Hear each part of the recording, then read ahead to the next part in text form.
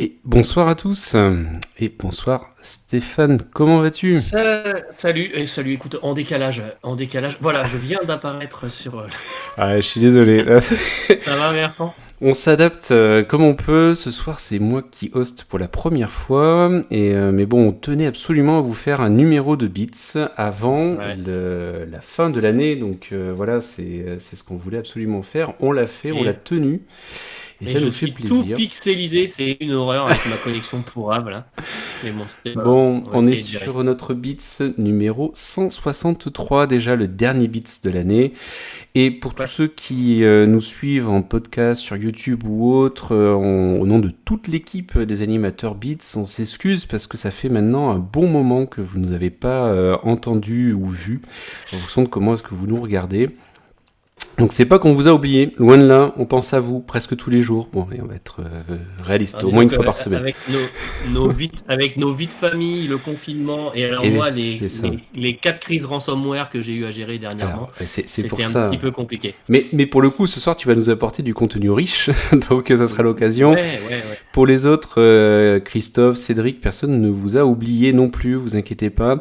Ils reviendront. La seule chose, c'est que ça a été très compliqué pour nous avec le confinement, puisque on avait l'habitude de venir faire les beats au studio. Les beats à distance, c'est pas du tout simple parce qu'il nous faut des environnements pour nous isoler. Et donc c'est ça qui explique en fait les difficultés que l'on a à être régulier sur Beats. Mais on a échangé avec tout le groupe et on a trouvé des solutions. On est en train de se relancer. Donc 2021 ne sera pas à l'image de la fin de 2020. Et on va rebondir et on va vous proposer à nouveau un Beats, mais un petit peu spécial. On est en train de travailler dessus. Enfin, vous allez voir ça. On va faire évoluer l'émission dans le bon sens en tout cas, c'est bien ce qu'on espère. On va vous présenter tout ça assez rapidement sur 2021. Donc restez derrière nous et continuez à nous suivre parce que ça va bouger, on va réussir à surmonter ce confinement. Ok, écoutez, je vous propose qu'on démarre notre Beats et pour Allez, démarrer, hein. n'oublions pas ce qui fait vivre l'association parce que même pendant le confinement, on a toujours quand même le studio avec Ouais, il y a le, des frais. le loyer à payer, nos frais exactement. Même si on est sur du bénévolat, il faut bien quand même continuer à pouvoir couvrir les charges fixes. Donc on a le Tipeee, STD Renegade et ou Prime Gaming, puisque maintenant ce n'est plus les Twitch Prime. Donc Non. si vous avez un Twitch Prime ou Prime Gaming, en fonction de ce que vous connaissez, qui traîne, n'hésitez pas à nous en faire profiter. On est preneur, ça aide et on en a plus que jamais besoin parce qu'on a beaucoup souffert du confinement sur justement tout ce qui est Twitch Prime et Tipeee. Donc on compte sur vous, continuez à nous soutenir. On démarre avec les news. Envoyez vos dons.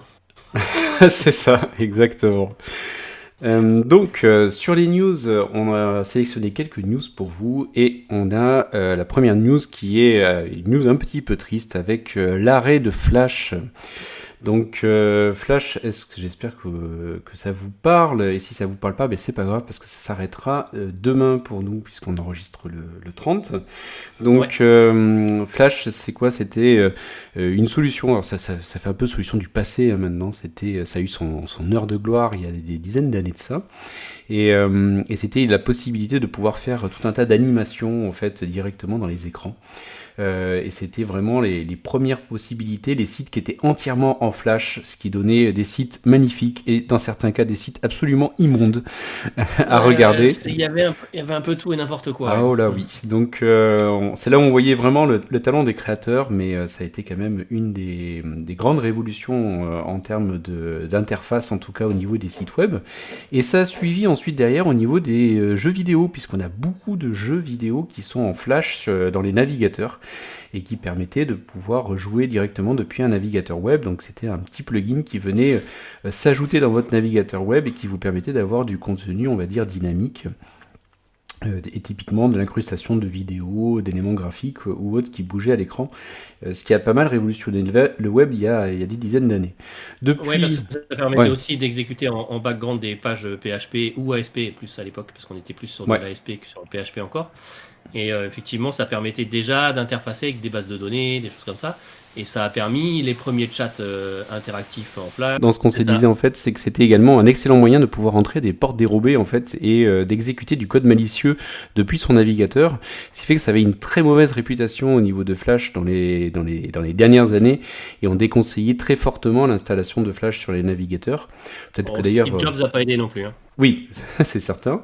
C'était pas le plus grand défenseur de Flash devant l'éternel, qui d'ailleurs n'est pas un produit Adobe. Hein. Les gens pensent qui connaissent depuis très peu de temps, enfin depuis quelques années, pensent que c'est un produit Adobe, mais ce n'est pas un produit Adobe. Hein. À la base, c'est Macromedia qui tout à fait. ça, qui est une boîte de, je sais pas si c'est pas l'ancienne boîte de Phil Schiller de chez Apple, et qui du coup appartient aujourd'hui à Adobe, mais c'était Macromedia Flash effectivement.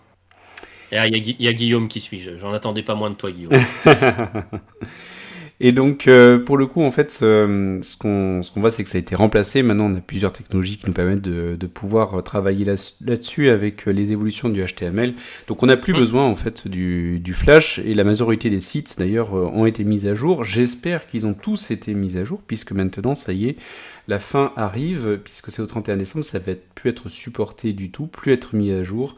Et de toute manière, j'espère que vous ne l'utilisiez plus, sinon vous courez quand même de grands risques. Donc ça, c'est typiquement le message que vous allez avoir et qui vous prévient qu'il faut absolument changer votre player Flash. Ok, Exactamento. Et j'avais trouvé une petite image qui m'a fait rigoler, puisqu'en ce moment Among Us fait partie des jeux qui marchent très très bien, et donc avec Flash has been ejected, donc je trouvais ça très drôle, et c'est exactement ce qui est en train de se passer. Ah, mais il est pas en Flash, Among Us ? Non, Non. Bon, et l'autre point... Il a typiquement les graphiques des jeux qui auraient pu être faits en Flash. C'est vrai.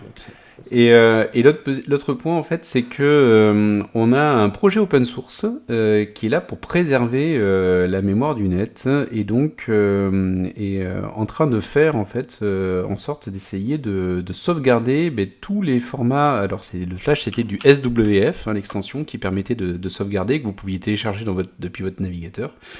Et pouvoir arriver à les sauvegarder de manière à ce que tout ce contenu Flash, quand même, qui représente une partie de l'histoire de notre Internet, ne soit pas perdu et puisse être sauvegardé pour qu'on puisse le retrouver dans quelques années, qu'on retrouve ces merveilleux jeux, par exemple, ou sites absolument immondes qui étaient en Flash.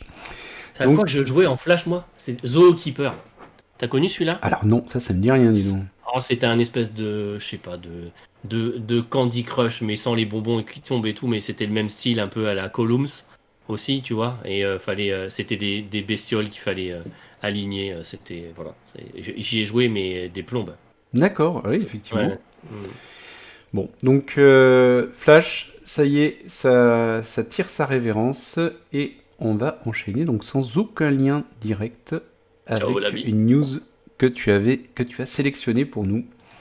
Et je l'affiche. C'est which one ? Ah ouais, Patrick Swayze n'a qu'à bien se tenir. Bon, alors, ça fait le tour du net, et je pense que les gens qui nous suivent ce soir ne sont forcément pas passés à côté, puisqu'on a affaire à des technophiles avisés. Mais au cas où vous l'auriez raté, alors Boston Dynamics nous a fait, grâce hier ou aujourd'hui, d'une nouvelle vidéo avec, alors au début Atlas, mais ensuite il est rejoint par ses copains de chez Boston Dynamics qui dansent. Donc on l'avait vu faire du parcours déjà, et ça avait été déjà assez impressionnant. Mais là, en fait, il danse sur Do You Love Me, qui est une des musiques de Dirty Dancing. Et oui, j'ai 5 sœurs, donc j'ai été bercé aussi à Dirty Dancing, malheureusement. Et du coup, franchement, c'est hyper impressionnant parce que c'est des robots et ils arrivent à dégager quelque chose. Alors, la façon dont c'est tourné, le montage, y est pour beaucoup aussi. Oui. Mais franchement, je trouve ça limite flippant. Tellement c'est impressionnant en fait. Et Atlas va jusqu'à faire des sauts, des grands écarts, il twist, donc vous voyez ce que c'est le twist, hein, donc il bouge les hanches et les jambes en même temps. C'est vraiment hyper impressionnant, j'ai trouvé. Ouais. Donc, je voulais vous en parler, puis voir un peu ce qu'en pensait aussi la chatroom, tu vois. T'as raison. Parce que... je vais laisser le fond blanc parce que ça m'éclaire de devant, tu vois. Et Tu es du coup, auréolé avec la lumière, en fait. mais je vais mettre la chatroom ailleurs, tu vois, je vais mettre ça, hop là, comme ça, ici, bim, voilà, comme ça j'ai le fond blanc et c'est beaucoup mieux pour la webcam, tu vois. Voilà, c'est parfait. Moi, j'ai vu la vidéo. Elle était d'ailleurs, si tu veux nous mettre l'image pour qu'il voit. Ouais, pardon. Hop là, clac. Et l'image, enfin, l'image pour le coup est assez bien choisie, elle est assez extraordinaire. Vraiment, on les voit danser. Il y a toute une chorégraphie. On voit alors le simili chien. Moi, je l'appelle le chien robot là, Ouais, celui en ouais, moi jaune. aussi. Je sais pas son nom en fait. Ouais, Il doit moi non avoir un plus. petit nom, hein, mais il a Et bien. pour le coup, c'est impressionnant à voir. Ils sont pas reliés, Ah, ils ont pas de câble d'alimentation, donc ils sont sur batterie. Hein, je sais pas combien de batteries ils ont, y compris les robots là qui dansent. Il y a je ne une sais pas. fluidité dans les mouvements qui est C'est assez ça qui est flip. C'est ça. hallucinante. Ouais. Et celui qui fait à moitié balancier, en fait, là, au moment où il arrive, quand il fait son système de balancier, t'as carrément, c'est carrément en rythme avec la musique, quoi. Enfin, voilà, j'ai trouvé ça absolument génial. Ah ouais. Et il y a juste un moment où c'était un peu moins fluide, c'est quand ils lèvent la jambe donc ils sont sur une jambe, ils tiennent sur une jambe, ils lèvent la jambe et là tu vois que quand ils redescendent, voilà, il y a tout un contrôle de l'équilibre qui se fait et qui rend un petit peu moins fluide. Mais franchement, c'est tellement bien fait et comme tu dis, c'est flippant parce que en fait là, ça se rapproche tellement des mouvements d'un être humain que pour le coup, on vient le comparer à un être humain et ce n'est pas un être humain et donc c'est là où ça Bon, crée le problème ouais. et comme tu dis le côté dérangeant en fait. Bah, le côté dérangeant, c'est comme toujours, effectivement, c'est le côté Android, etc., où on essaye de recopier des humains, alors qu'au fait, au final, on finit par se demander pourquoi. Alors certes, parce qu'on a un exemple de machine qui fonctionne assez bien et on commence à bien comprendre comment on fonctionne, mais est-ce que les besoins réels de l'humanité en termes de robotisation ont besoin de ressembler à des humains, tu vois? Et là, ça rejoint un débat qu'on avait animé aussi avec Cédric et Christophe il y a 2 ans, peut-être maintenant. Et on en est toujours là. Mais après, enfin, si on parle nous en tant que technophiles, euh, c'est absolument génial à voir, quoi. Ah oui, non mais c'est ça, tout à fait. Et c'est là où tu vois, dès que ça se rapproche un petit peu trop en fait des gestes humains, on cherche à faire le parallèle avec un être humain et avec un corps humain, et c'est là où vient la gêne en fait à ce moment-là, Ouais, parce qu'on s'est dit ah mais non, ce n'est pas un être humain en fait, ça reste un robot, et donc ah tiens c'est ça. ça vient me gêner en fait. Et vraiment les mouvements, donc on vous encourage à les regarder. On vous mettra un lien dans la description pour ceux qui nous regardent en replay. Sont Ouais, sur extrêmement YouTube. bien reproduits. Et surtout vraiment c'est Ouais, la fluidité, l'équilibre qui a été fait. Enfin vraiment à voir quoi. Vraiment. ouais. Ok, ben écoute, je te propose qu'on enchaîne avec cette Bah, fois-ci un coup dur pour Sésame, ouvre-toi. Alibaba. Et voilà. Donc coup dur pour Alibaba, pourquoi parce que on a la Chine qui est en train de travailler sur ce qu'ils considèrent être un problème d'une situation qu'ils considèrent être monopolistique au niveau d'Alibaba sur son territoire. Donc c'est vrai que ça paraît assez surprenant en fait. On se dit mais attends non pas la Chine, les États-Unis ou non c'est bien la Chine en fait qui ouvre une enquête là-dessus. Enfin, il travaillerait en tout cas sur le sujet en se disant mais est-ce qu'il n'y a pas une situation de monopole au niveau d'Alibaba qui serait pas favorable en tout cas à la concurrence. Et donc si on regarde en fait on se dit mais l'État chinois a plutôt tendance à pousser ses industries, pousser ses grands groupes, pousser ces sites, en l'occurrence par exemple de e-commerce, puisqu'on peut considérer qu'Alibaba, on le compare souvent à l'Amazon chinois. Et en fait, de la même manière que les autres États se posent des questions de pratiques anticoncurrentielles, eh bien l'État chinois le fait aussi. Et c'est ce jeudi 24 décembre que l'administration d'État, donc pour la régulation du marché, a lancé une enquête sur Alibaba pour des pratiques qui sont jugées anticoncurrentielles. Donc, pour le coup, qu'est-ce que l'on reproche en fait à Alibaba et qu'est-ce qu'il cherche au niveau de l'enquête? C'est qu'il y aurait des contrats où un vendeur donc n'aurait pas la possibilité de proposer ses services ou ses produits en dehors du réseau d'Alibaba. Donc, ça veut dire que si tu travailles avec Alibaba, tu ne peux proposer tes produits que sur le réseau Alibaba. Donc, donc c'est comme si Ouais, ce qui est étonnant, hein, parce que tous les fabricants d'imprimantes 3D, tu les retrouves sur AliExpress, sur Banggood, Mais tout à fait. sur TomTop. Non, non, mais tout à fait. Et ben, c'est comme si on disait sur Amazon, par exemple, que si tu proposes tes produits sur Amazon, ben, tu peux pas les proposer sur la Fnac ou Darty, par exemple. Et donc, c'est ce en quoi l'État chinois est en train d'enquêter. Et il est en train d'essayer de comprendre et de voir est-ce qu'il n'y aurait pas un sujet là-dessus. Donc, je vous montre le responsable, en tout cas, d'Alibaba en photo, qui est ici. Donc, alors je sais pas si je prononce bien, il s'appelait Jack Ma. Et en fait, il est présent en fait dans la. C'est pas n'importe qui en fait, c'est celui qui a fondé donc cette entreprise-là, qui est devenue maintenant une société extraordinaire. Enfin vraiment, si on regarde le 11 novembre par exemple, qui est le Single Day en Chine, ils font des ventes records, ça se chiffre en milliards sur une journée. Donc là, on est vraiment sur une profitabilité maximale, une entreprise énorme qui est tentaculaire.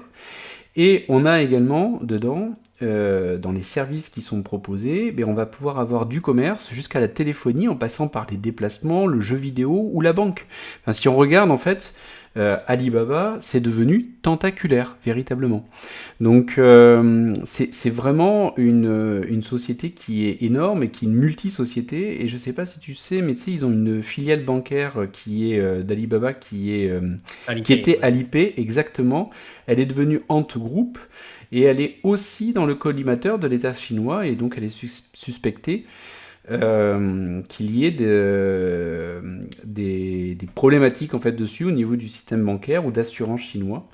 Et donc là, véritablement, enfin, il y a une enquête qui est en cours dessus, et c'est encore une société qui est dans le viseur de Jack Ma, qui est dans le viseur de l'État chinois. Ouais.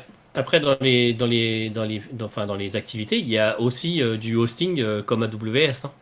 Donc, Oui, quand on dit que c'est l'Amazon chinois, c'est vraiment l'Amazon chinois. Et aujourd'hui, quand tu veux héberger des serveurs en Chine, t'as pas tellement le choix, si tu veux faire ça dans le cloud, que d'aller chez Alibaba, hein. c'est Donc, vrai. effectivement, c'est comme Amazon, ils ont à la fois le e-commerce, ils ont, en plus, ils ont la téléphonie, effectivement. Ils ont en plus la banque, même s'ils ont essayé de faire genre, on l'a plus, mais en fait, ils l'ont encore. Donc c'est vraiment effectivement tentaculaire comme entreprise. Tout à fait. Donc voilà, le point en tout cas est en cours. Je trouvais ça intéressant juste d'en parler parce qu'on parle beaucoup d'antitrust, d'anticoncurrence sur les GAFAM par exemple, et ça permettait de voir aussi que en Chine aussi, ces sujets-là sont poussés en tout cas par l'État chinois. Donc C'est toujours étonnant sur un pays comme la Chine, effectivement, où ouais, on se dit oui, bah justement, le mec qui est tout puissant, et comme ça, le gouvernement contrôle la société en question, et c'est plus facile pour eux. Bah en fait, non. Au final, ils sont en train d'étudier des solutions aussi anticoncurrentielles, etc. Donc bon, bah pourquoi pas. À la limite, c'est pas non plus forcément mal, hein. ouais, tout à fait. Tout ce qui peut encourager en tout cas la concurrence dans quelque chose de sain en tout cas en soi. On change de registre, on va du côté du Japon avec Ouais, Nintendo. On va, on va du côté du Japon avec Nintendo qui a créé une console. Alors, on va voir après, enfin, il l'a pas vraiment créé, mais en fait, ils ont adapté une console pour les hôpitaux et les enfants qui sont hospitalisés. Donc, je vous mets la photo. Et j'ai trouvé l'initiative plutôt sympa. Donc, c'est basé sur une Switch, hein, voilà, mais c'est entièrement transportable. Il y a une batterie pour jouer un petit peu, mais après, vous voyez, elle est branchée au système électrique. Mais voilà, c'est une espèce de Switch tout en un. Voilà, avec un petit pupitre, des manettes filaires, parce que comme ça, bah, forcément, ça évite de devoir les recharger, etc., etc. Et puis la console peut partir de chambre en chambre des enfants malades. Donc c'est une initiative enfin, Nintendo of America pour le coup. Ça a été disponible à l'hôpital Mary Blige de Tacoma. Alors Tacoma, pour vous situer, c'est dans l'État de Washington. C'est dans la campagne profonde autour de Seattle. Voilà, donc pas loin de chez nos amis de Microsoft. Et voilà, moi j'ai trouvé l'initiative vraiment sympa. Il y a 25 jeux qui sont préenregistrés dedans, donc qui sont installés. Ça va de Mario Party pour jouer avec les copains de chambrée à Breath of the Wild. Donc voilà, et ils ont tenu à faire ça, notamment dans le contexte Covid où c'est encore plus compliqué pour les enfants de se distraire parce que ben, c'est forcément compliqué d'aller dans les salles communes où il y a les jeux, etc. Enfin, si vous avez eu des enfants ou vous êtes déjà allé voir des enfants à l'hôpital, vous savez qu'il y a des salles communes où ils peuvent jouer. Voilà, là c'est compliqué avec le Covid. Du coup, Nintendo a eu cette initiative et je trouve ça plutôt sympa. Bah Et du ouais. coup, je tenais à ce qu'on en parle ce soir. Bah Voilà. ouais. Et en fait, c'est très drôle parce qu'il me semble qu'il y avait une news dans RGB sur le sujet, il me semble sur une GameCube qui était comme ça dans les hôpitaux. Ah ouais? Je faudrait demander à On va Christophe ou demander à Christophe Charlie, ou Charlie. Mais il Charlie retrouverait était là ça. tout à l'heure. Ah oui. Charlie, Bah écoute, s'il nous répondra Charlie, dans Charlie, dans la si tu nous chatroom. entends. Ok. Ok. On part Voilà. sur la dernière news, donc sur la Ouais. dernière news qui fera le lien avec le dossier comme ça. Donc on a Europol et le FBI qui ferment un VPN russe qui était utilisé pour des activités criminelles. Donc je sais pas si tu en avais entendu parler, Ouais. Stéphane. Ouais, ah bah tiens, bah pour le coup ça m'intéresse dans ce cas aussi. Comme ça, si tu as un retour dessus, je présente rapidement le point. Vas-y, Donc vas-y. le VPN en l'occurrence était SafetyNet. Qui était utilisé a priori donc par les plus grands cybercriminels du monde entier. Ça fait toujours film un peu catastrophe. Et qui aurait donc qui a été démantelé. Et son nom de domaine donc a été saisi dans le cadre d'une opération. Donc j'ai bien aimé parce que ça s'appelle l'opération Nova. Et donc qui était coordonnée entre Ouais, on est très Europol. dans les étoiles en ce Ah ouais, moment. ouais, ouais. On verra tout à l'heure avec Sunburst. Voilà. Et donc, c'était une action concertée entre Europol et le ministère de la Justice américain. Et donc, c'est une action qui a été coordonnée. Elle a été menée par le siège de la police allemande, en collaboration avec les Pays-Bas, la Suisse, la France et le FBI. Donc, c'est rare quand même d'avoir une telle coopération. C'est que vraiment, il y avait un sujet. Donc c'est actif en fait, donc SafeInet était actif depuis une décennie. Il était utilisé par des opérateurs de ransomware mais aussi pour faire de la fraude à la carte bancaire, du phishing, du piratage informatique. Donc bon, en gros, tout ce qui peut être en lien avec le piratage ou le hacking, visiblement, était utilisé. En tout cas, ce type de service-là et particulièrement celui-là.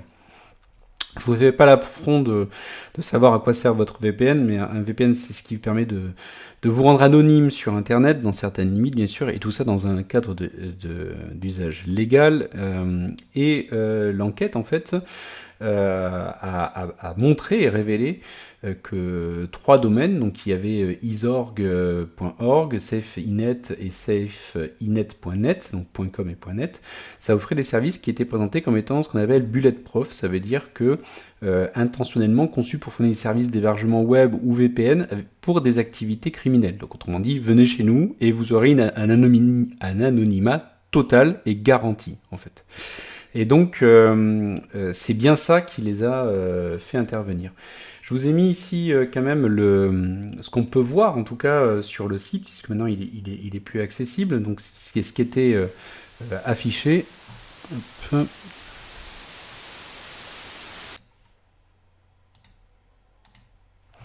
Et dans ce qu'on peut voir,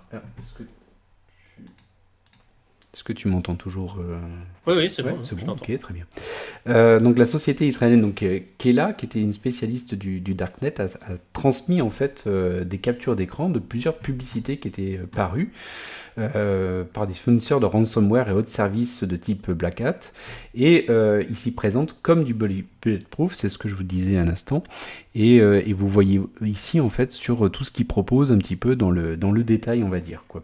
Donc la vitrine, ça ressemblait pourtant à n'importe quel autre VPN. Il mettait bien évidemment en avant que ce n'est pas destiné à de la à faire des actions illégales ou interdites sur le net.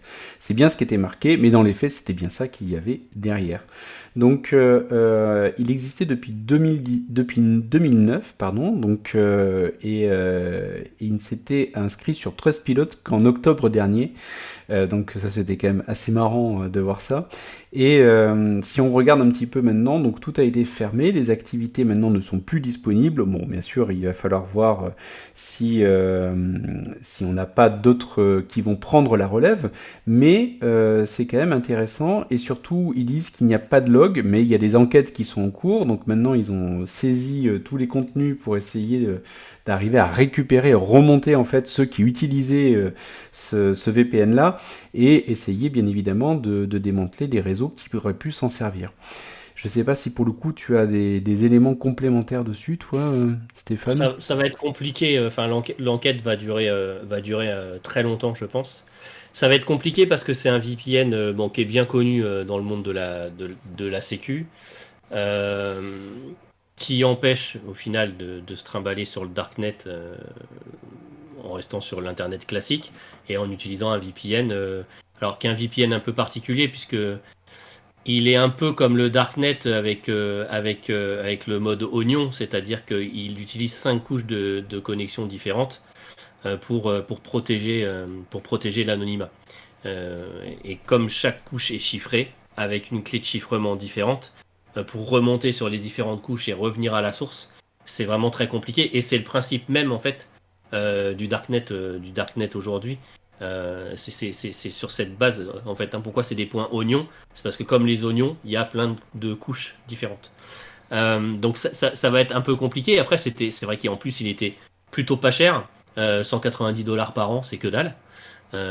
Surtout vu les services Ouais, bien sûr. il proposait. Et effectivement, les APT, donc les groupes de hackers, avaient tendance à les utiliser pour coordonner des actions ensemble, etc., faire transiter des données, et tout ça de manière ultra sécurisée, effectivement, puisque tu as ces fameuses couches.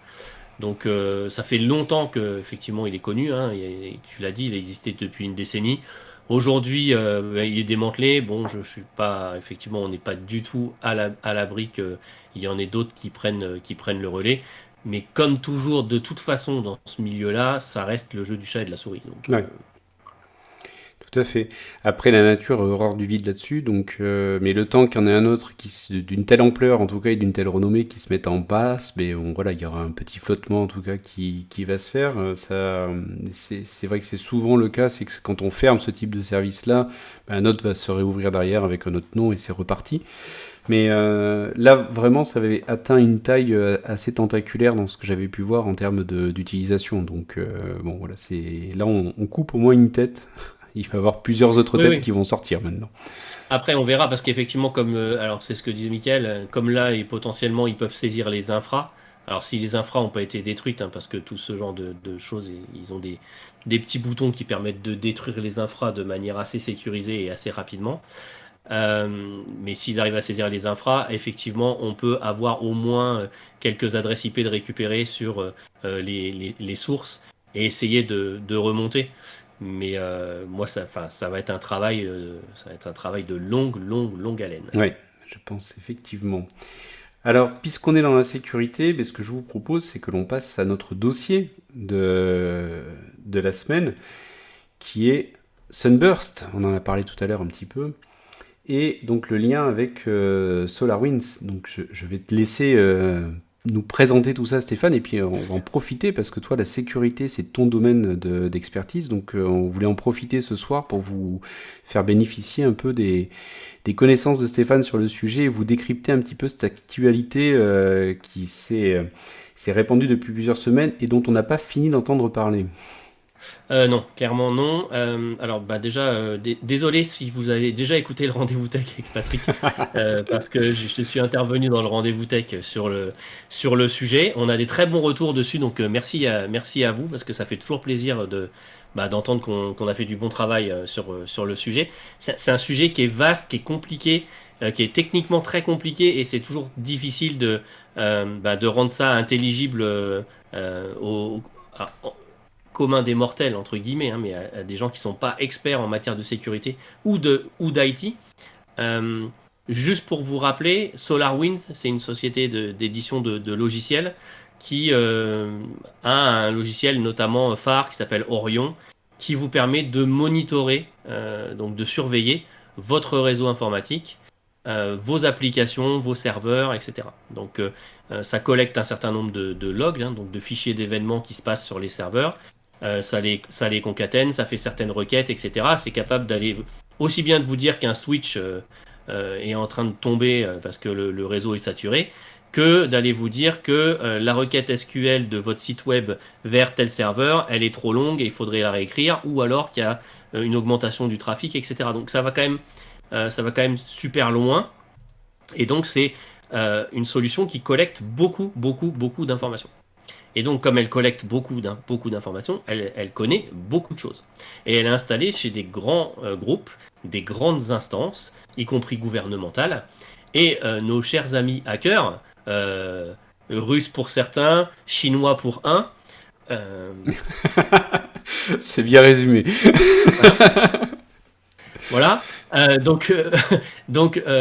Se sont intéressés à la solution et ont réussi, au travers d'une DLL, à injecter une backdoor, donc un cheval de Troie, c'est le meilleur exemple, un cheval de Troie, pour pouvoir s'infiltrer sur les serveurs qui possédaient la solution et potentiellement déployer des outils tierces. Donc des outils à la fois de transfert de données, des outils d'analyse de données, pourquoi pas des crypto-lockers par la suite, parce que pour l'instant on ne sait pas, des crypto-miners, enfin des logiciels malveillants, enfin tout. En fait, ils avaient une porte ouverte sur les systèmes qui étaient équipés de Orion. Donc ça a fait ses choux gras dans la presse. FireEye, qui est une grosse boîte de sécurité, qui est à peu près l'équivalent de celle où je travaille aujourd'hui aux États-Unis, en même un peu plus gros parce qu'ils ont des logiciels tiers à eux, donc des types d'antivirus nouvelle génération qui travaillent sur le comportemental, etc. et passent uniquement sur des signatures. Ils ont des outils à eux comme ça.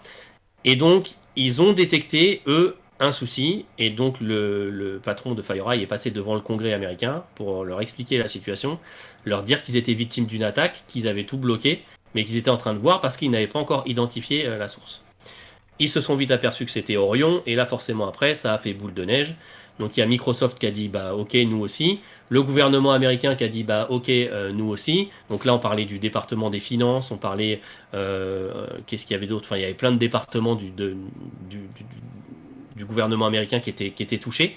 La sécurité intérieure, je crois, voilà. Alors pas le FBI ni la CIA, bizarrement pas la NSA. C'est bizarre.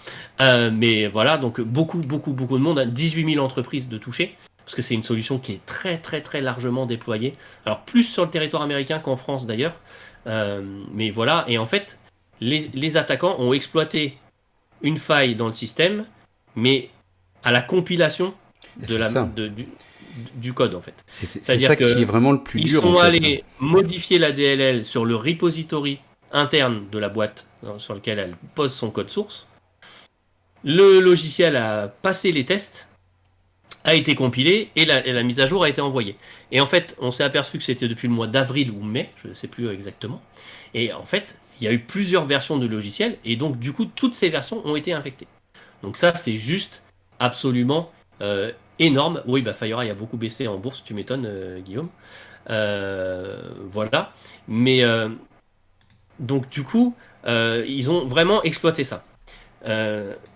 On s'est dit, bon, ok, mais... Excuse-moi, je reviens dessus, mais c'est ça vraiment la force du hack qu'ils ont fait passer.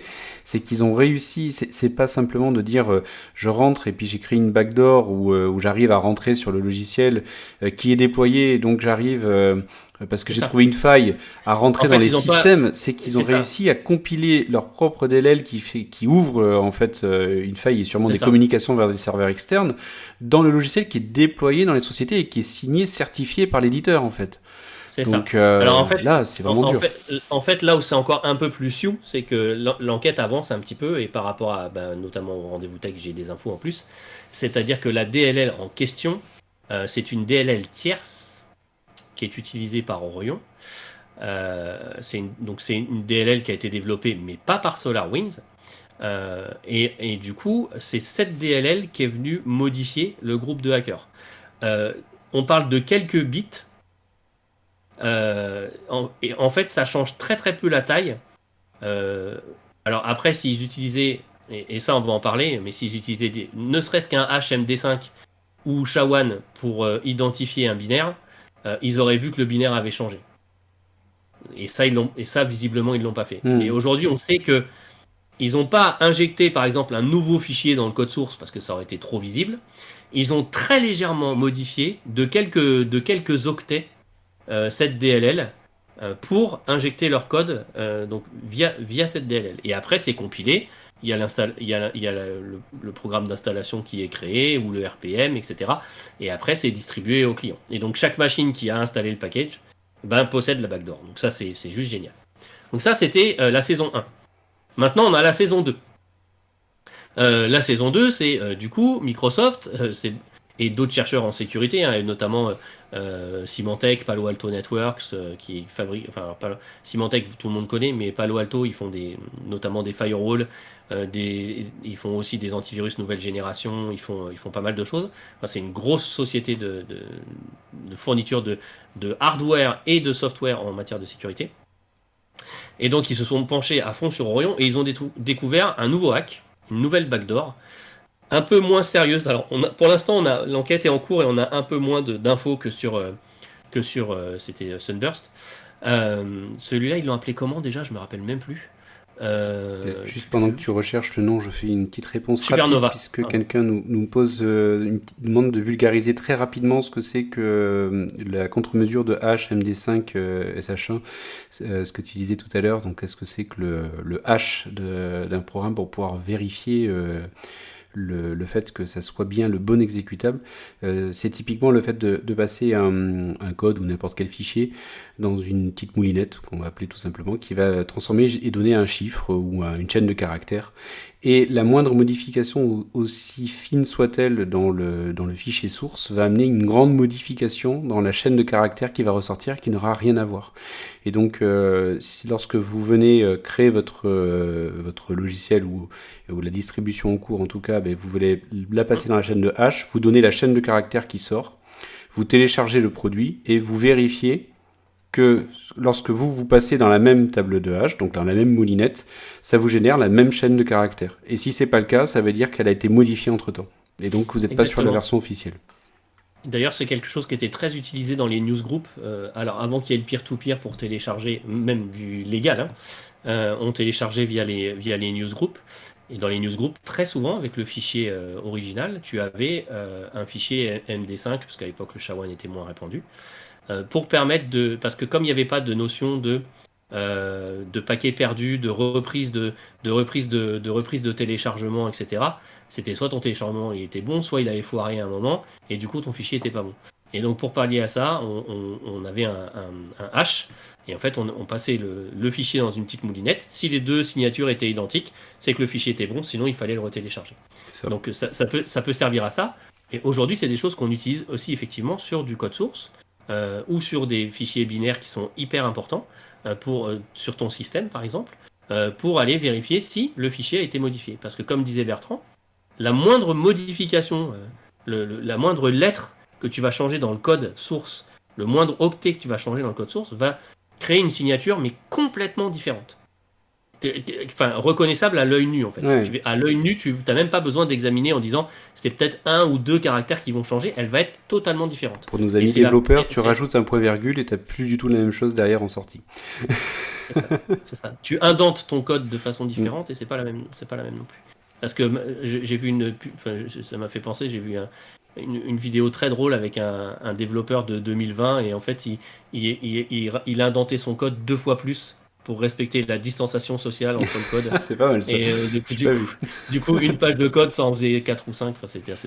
C'est des blagues d'informaticiens, mais bon, c'est toujours très drôle. Donc oui, là, maintenant, c'est Supernova qui arrive, alors qui est visiblement moins violent, on est moins sur la backdoor, mais ça permet quand même à distance de potentiellement déployer des outils. Donc là, c'est vraiment saison 2, hein, c'est SolarWinds saison 2, et donc là, l'enquête est en cours. Donc on ne sait pas quel groupe de hackers est derrière. Tout à l'heure, Guillaume posait la question sur les deux hacks. On ne sait pas vraiment. On a des pistes. Comme je l'ai dit, pour quasiment tout le monde, c'est les Russes. Pour une personne, c'est les Chinois. Voilà. Et pour info, il veut pas partir de son appartement. Il a la peau orange et les cheveux jaunes. Et du coup, tout le monde a compris, c'est bon. Et voilà, donc, forte chance que ça soit les Russes. En fait, au vu de comment c'est organisé, au vu des moyens qui ont été déployés, on sait quasiment de façon certaine que c'est un hack avec euh, un support étatique derrière. Là, il faut quand même voir que on ne sait pas encore comment ça s'est passé. Peut-être que quelqu'un s'est infiltré chez SolarWinds pour pouvoir aller depuis l'interne poser le code source. Mais peut-être que y a eu avant une autre phase d'attaque avec la pénétration du système par un moyen plus classique via un phishing, puis la prise de main sur un poste de travail d'un utilisateur, puis la recherche des postes de développeurs, etc., etc. Ce qu'on sait, c'est que ça dure depuis très longtemps, que l'attaque a été minutieusement préparée, programmée, que les techniques employées, on est très très loin du petit adolescent boutonneux qui est dans sa chambre et qui a trouvé des scripts sur le darknet parce que il a été acheté, il a pu s'acheter un ransomware à 200 euros avec un générateur de code. Parce que ça existe. Hein. Et voilà, on en est très très loin. On sait que c'est quelqu'un d'organisé. Aujourd'hui, effectivement, les seules nations qui ont cette possibilité aujourd'hui en matière de hack, connue, c'est effectivement plutôt la Chine, la Russie et quelque part, j'ai envie de dire aussi la Corée du Nord. Parce que là, a priori, c'est quand même des centaines de hackers en fait qui ont travaillé sur le sujet. Oui, non, mais tu ne montes pas une opération comme celle-là avec 3 hackers, ouais. même s'ils sont très très bons. C'est impossible. Parce que en plus, une fois que tu as pénétré les systèmes, tu es dessus. Il faut naviguer dans les systèmes, récupérer les informations dont tu as besoin, parce que le but, il est là. Hein.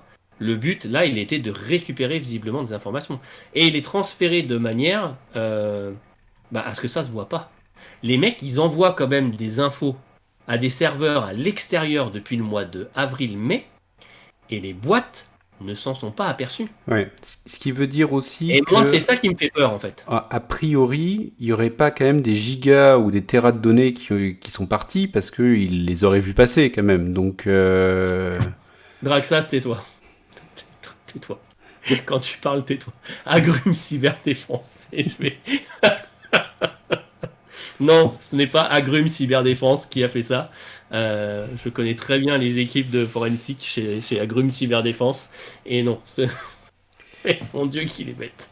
C'est pas possible. Bon, en tout cas, ce que je te disais, c'est qu'a priori quand même, c'est pas en tout cas des gigas ou des téraoctets de données qui ont été transférés justement parce que on se dit que ça se serait vu si c'était le cas. Mais donc, non. Mais c'est là où tu sais qu'ils sont nombreux parce que les mecs ils trient l'information avant de la récupérer. C'est ça qui est énorme en fait. C'est là où tu dis qu'effectivement il y a du monde pour pouvoir arriver, comme tu dis, à faire le tri. Mais c'est pas des bases de données complètes qui ont été exportées à la va-vite. Donc ça veut dire qu'ils venaient chercher aussi des choses très précises et qu'on n'a donc pas fini d'entendre parler par rapport à tout ce qu'ils ont pu récupérer. Les entreprises touchées, il y en a 18 000. Donc Draxa, je ne vais pas te citer les 18 000, mais dans les 18 000, il y a Microsoft qui l'a dit. Il y a Cisco qui l'a enfin révélé aussi. Alors ce qui est bien, c'est qu'en plus, Cisco développe des outils de surveillance réseau, donc ça veut dire qu'ils ne font pas confiance à leurs outils. En interne. Mais par contre, ça veut dire aussi que si Cisco a déployé dans ce qu'ils ont déployé, en tout cas, ou si là, en l'occurrence, SolarWinds avait des accès en fait aux outils de Cisco, ça veut dire que ça aurait pu être plus grand en termes de répercussions potentiellement. Mais le pire, c'est Microsoft, parce que Microsoft, ils ont dit que ça touchait Azure. Azure, c'est ça. Et du coup, il y a tous les clients Azure qui sont potentiellement touchés. Donc beaucoup sur le territoire américain, mais quand on a regardé la carte avec Patrick pour préparer le rendez-vous tech, je me suis aperçu qu'il y avait Marseille qui était légèrement entouré. Pas Paris, mais Marseille. Donc Marseille, c'est le data center de secours Azure de Paris. Mais voilà, donc du coup, potentiellement, des clients français. Alors je pense pas, mais ou dans une moindre mesure. Mais bon, à voir quand même.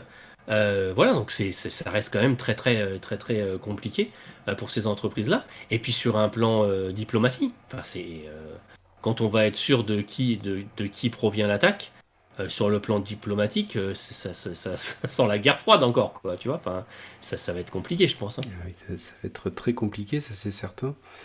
Ouais, Et, avec la fameuse Côte d'Azur, ouais.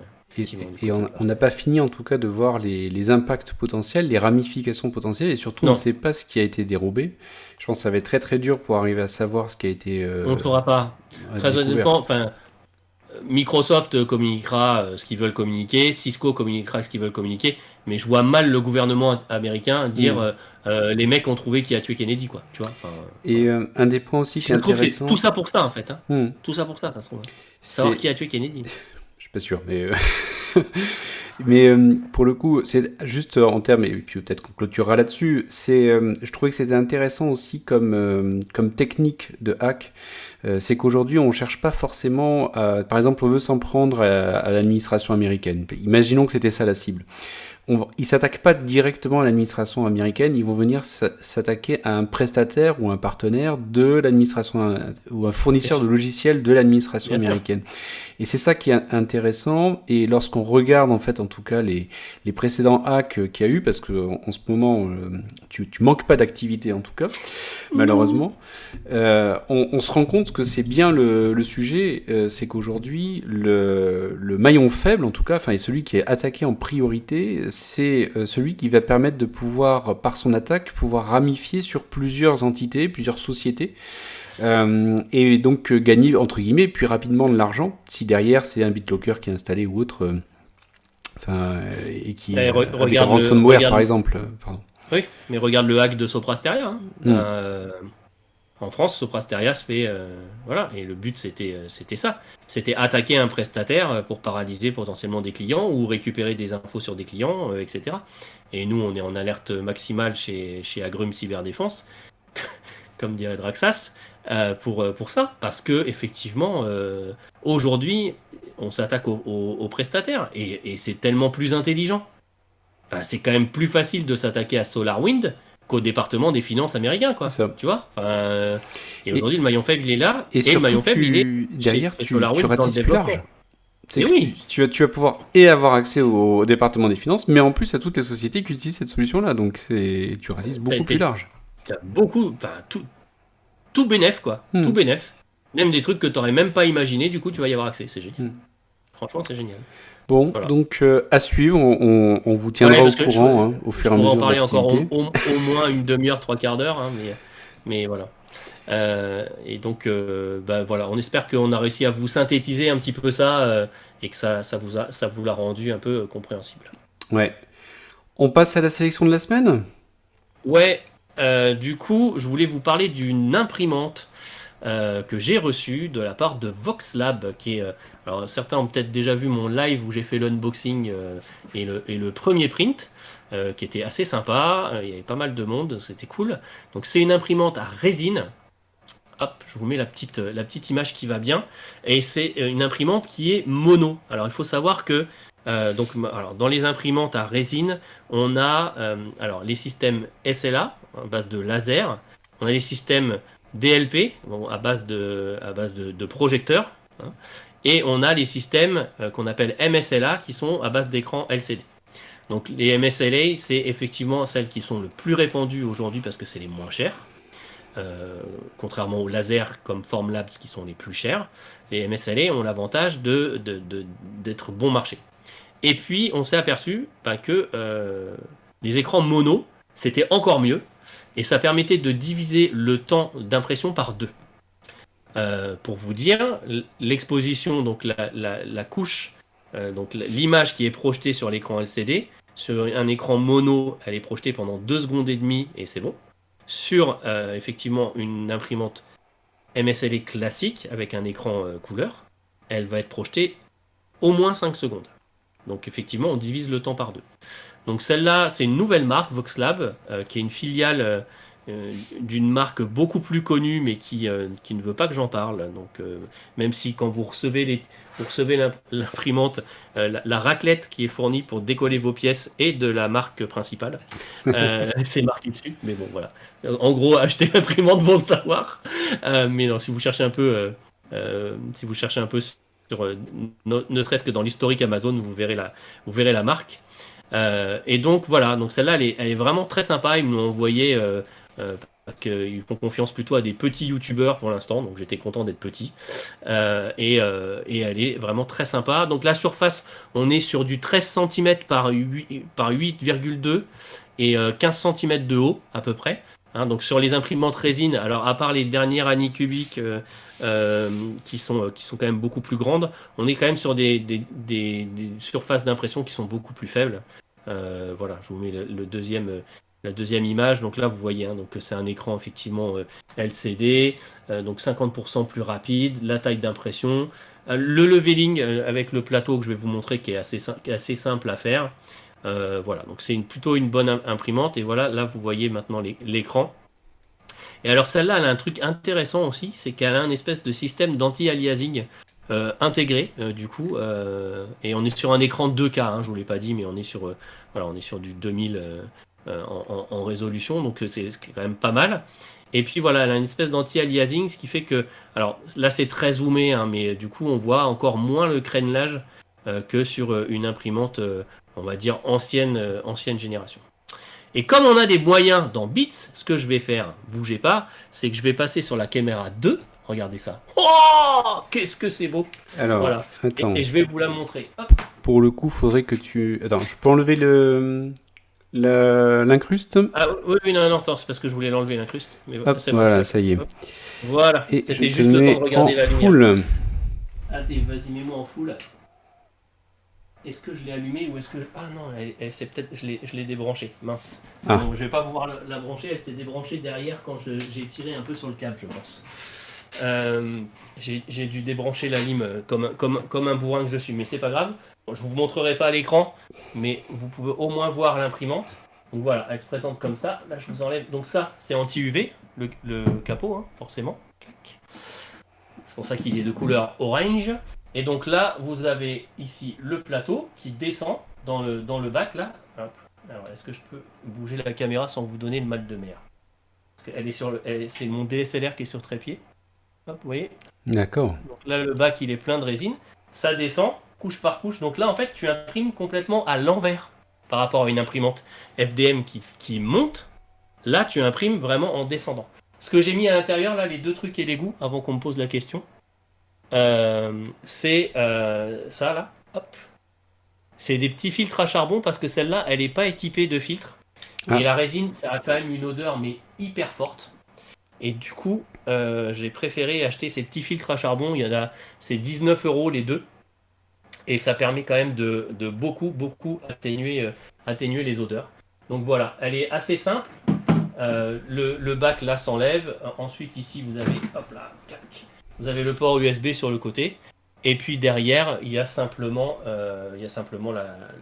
l'interrupteur et le système pour l'alimentation. Qu'est-ce que je voulais vous montrer des prints, mais alors les prints, ça va être compliqué. Du coup, je vais le faire avec mon téléphone. Hop. Je vais juste me mettre quand même à la lumière. Alors, qu'est-ce que je vous montre comme print avec, pour que vous voyez un petit peu la précision de la bête. Alors déjà, je vais démarrer l'appli, parce que si je passe sur le téléphone, il faut que je passe sur là. Voilà. Et on passe en caméra 3. Punaise, on a des moyens chez Beats, je vous jure. Bon, je suis désolé, c'est un peu crade, parce que c'est mon tapis où je bricole un peu tout. En tout cas, c'est fin comme impression, là, sur ce que tu nous présentes. Hein.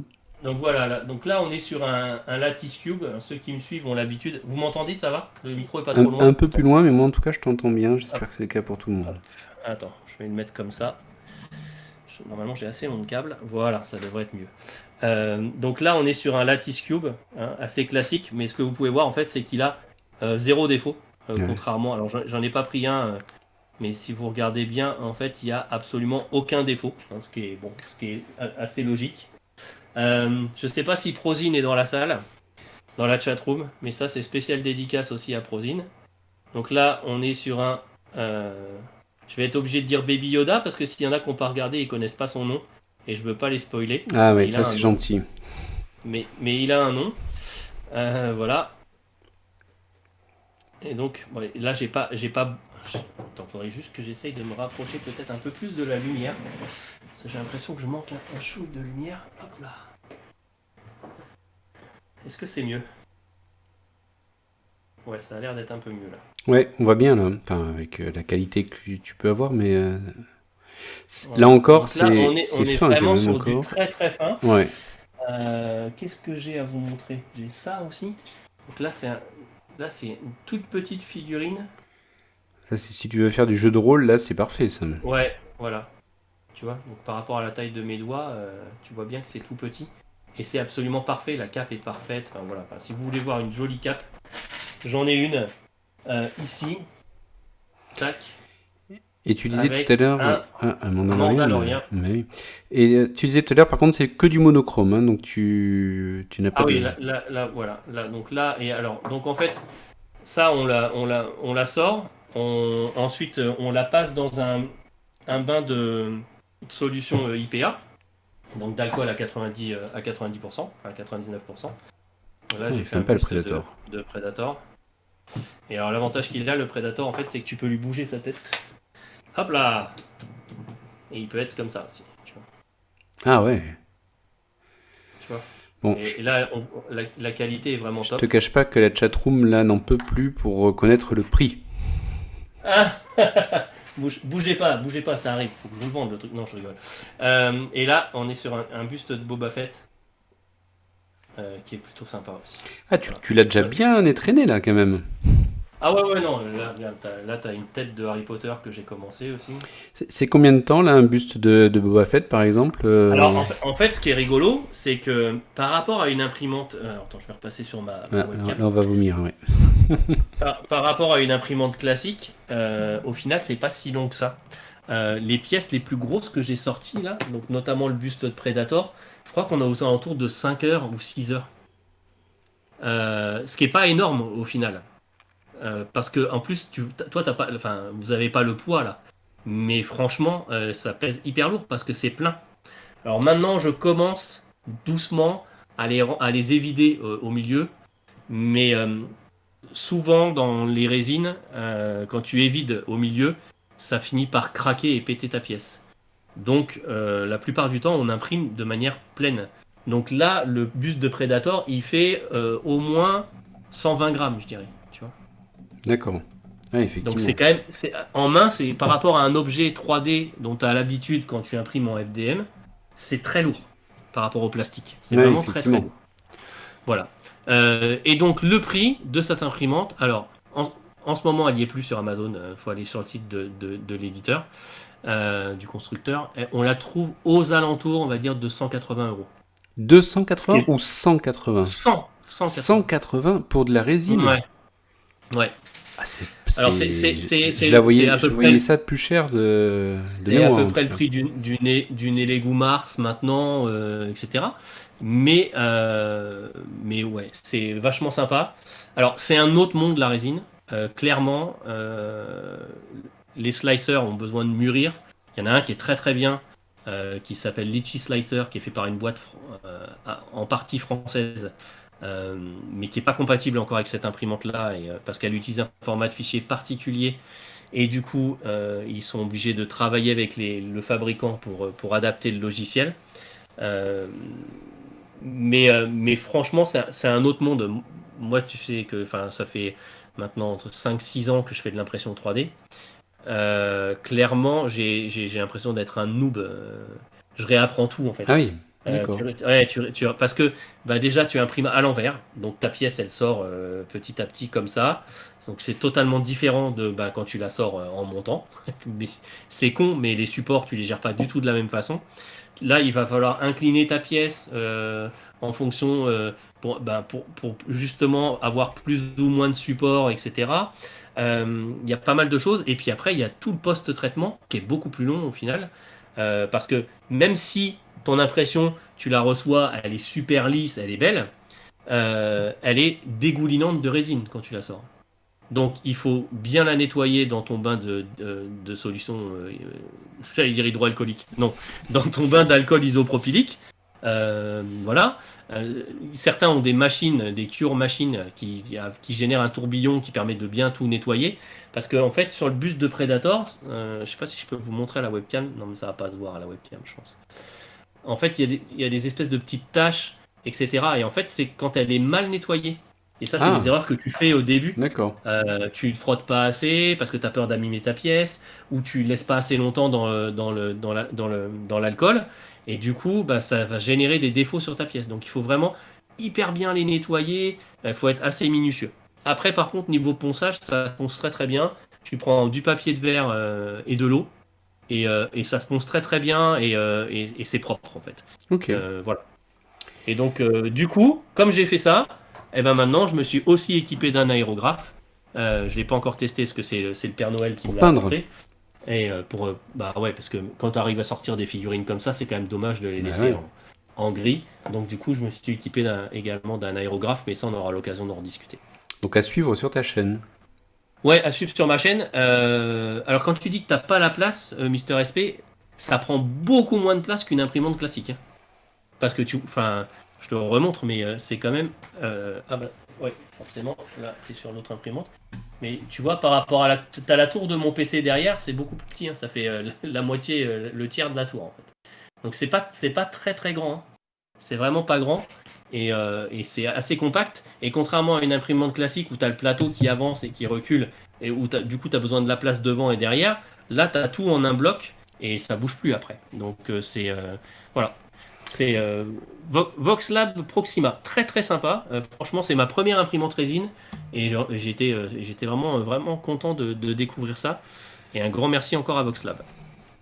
Ok, et bien écoute, je vous propose qu'on clôture ce bits là-dessus. Je pense qu'on a répondu à Ouais. peu près à toutes les questions. Et si vous voulez nous retrouver donc sur les réseaux sociaux, donc sur Twitter, c'est @bertrandinov, @lbstéphane. Et Absolument. n'oubliez pas, pour nous aider et nous permettre d'animer et produire ces émissions que vous avez, le tipeee.com @studio renegade et le Prime Gaming. On compte sur vous, on a besoin de vous, puisque tout ça est produit par Studio Renegade. Donc si vous nous découvrez, sachez qu'on fait plein d'autres choses. On ne fait pas que de la partie tech, on fait aussi des vidéos gaming.